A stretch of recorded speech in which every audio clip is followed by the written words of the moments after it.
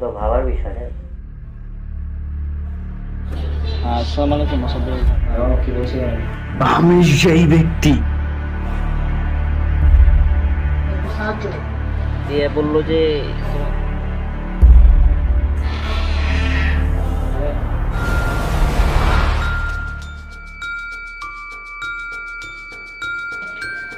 তোর নাম্বারটা একটু দেখি তো। আমি ফজরের নামাজ পড়বো, যদি দম থাকে যদি আমার সামনে আয়।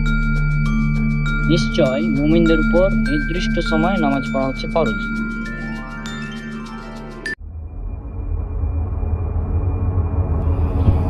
শোনো, শয়তানকে আমার কাছে আসতে দেওয়া।